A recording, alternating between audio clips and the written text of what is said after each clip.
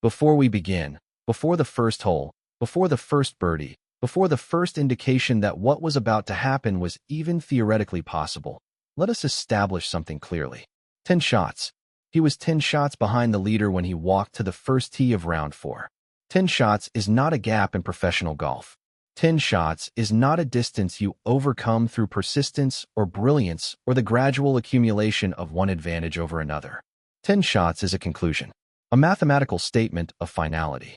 The Tour's record books contain exactly 2 final round comebacks from 10 or more shots across the entirety of the modern era. 2. In decades of tournament golf, across thousands of final rounds, played by the best players in the world in every conceivable condition, he made it 3.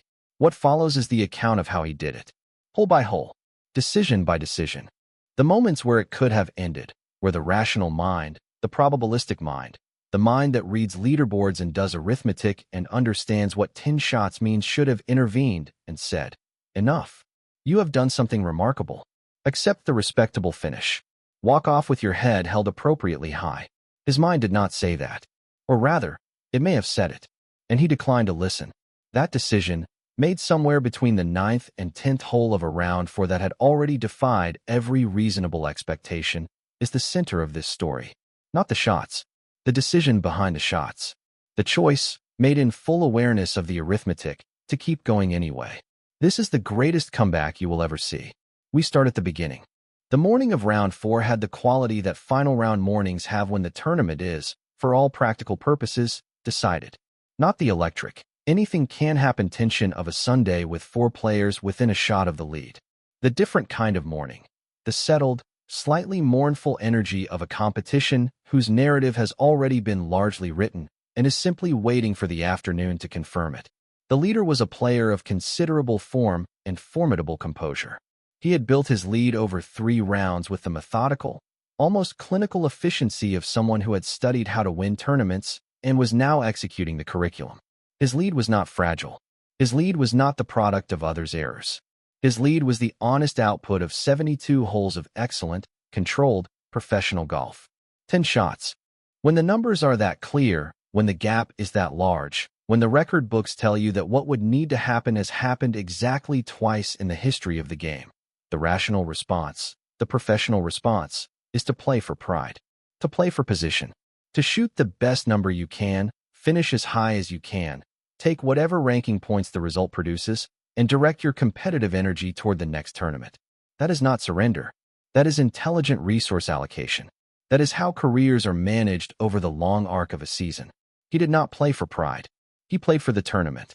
The distinction was visible from the first tee, not in the result of the first shot, a drive that split the fairway and produced nothing beyond what a professional should expect from a well-struck driver, but in the quality of attention he brought to it. The caddy would note later that the pre-shot routine on the first tee of round 4 was the same pre-shot routine as the first tee of round 1, not contracted by the weight of the gap, not expanded by the performance of elaborate focus. Exactly the same. The routine of a person who has decided that the number on the leaderboard is not his problem. His problem is this shot. And then the next one. Hole 1, birdie. A clean iron to 8 feet and a putt that dropped without drama. 9 back. Hole 2, par. Steady, professional, unremarkable. Hole 3, birdie. A wedge to 4 feet that the gallery applauded with the mild appreciation of a crowd that did not yet understand what it was witnessing. 8 back. 15 holes left. The crowd did not yet understand. The broadcast team was not yet fully attending. The leaderboard kept its arithmetic with the impassive efficiency of something that does not yet know it is being challenged. The front 9 of round 4 was where the story began its visible life. Not its actual life, that had started on the first tee, in the quality of a routine, in the decision to play for the tournament rather than for position, but its visible life, the life that the leaderboard monitors and the broadcast team notices and the gallery at each hole starts to carry with a different quality of attention. Hole 4 produced a birdie from a position that had no right to yield one. A recovery from the left rough that he threaded between 2 trees with the trajectory of someone who sees lines that other players inventory and then wisely abandon. The ball found the green. The putt found the hole. 7 back. Hole 5, birdie. 6 back. On hole 6, a par 3 that had been playing into a headwind that the morning wave had found cooperative and the afternoon wave was discovering had opinions of its own, he hit a shot that was the first moment of the round to make the broadcast team reconfigure their attention. Not because of the result, he missed the green slightly left, made an excellent chip, and saved par with a putt that required more from him than pars usually do.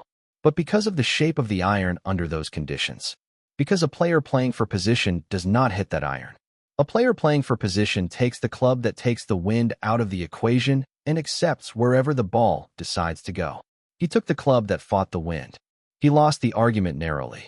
But the choice told the caddy, and the caddy told nobody, but held it. Holes 7 and 8, birdies. Both. For back with 10 holes left. Now the broadcast team noticed. Now the leaderboard monitors updated with a slightly different urgency. Now the gallery at each hole he approached carried the specific, altered energy of people who have just been told, not by an announcement, but by a number, that the story of this afternoon was not the story they had arrived expecting. For back, 10 holes.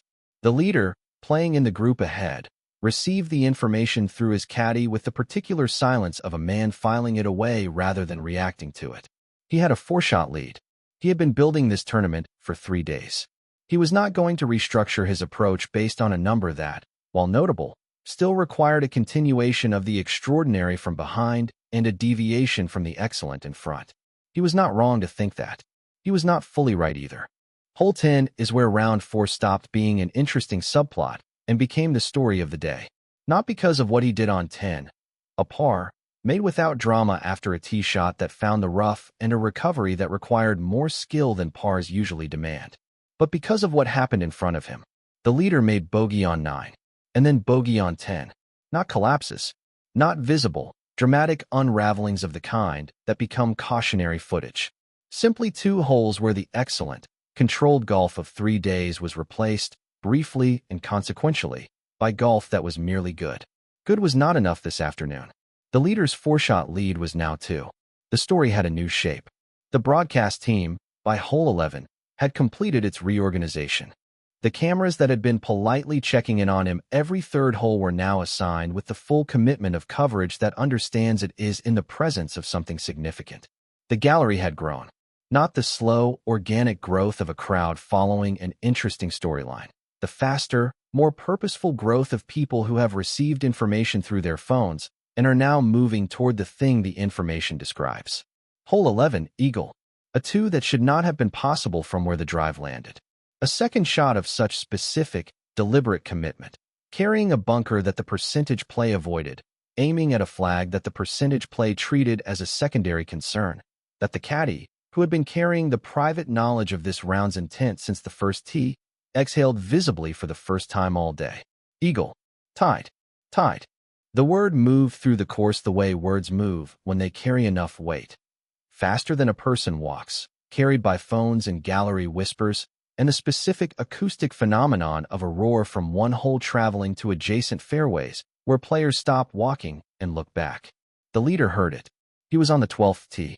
He looked at his caddy. His caddy nodded once. They knew. Hole 12, par for the leader. Hole 12, birdie for the challenger. The lead had reversed. A player who had arrived at round 4 10 shots behind now stood, for the first time, in front. The gallery at 12 released the kind of sound that belongs to this specific moment in sport, the moment when the impossible finishes assembling itself publicly and the crowd, which has been managing its own investment in an outcome it didn't expect to be available, stops managing and simply releases. The sound was not a cheer. It was something more involuntary than a cheer. It was several thousand people's nervous systems acknowledging, simultaneously, that something was happening that they would be describing for the rest of their lives. 1 shot. 6 holes left. The leader behind. The challenger in front. And the entire weight of a round 4 that had begun 10 shots apart now concentrated, absurdly, into a single stroke. Professional golf, at the level the tour demands, is a game of 2 simultaneous contests. The contest against the course, the measurable, objective challenge of getting the ball from tee to hole in fewer shots than par requires. And the contest against the mind, the subjective, invisible, enormously consequential battle between the part of a player that wants to execute and the part that knows exactly what is at stake and has opinions about that knowledge that are not always helpful.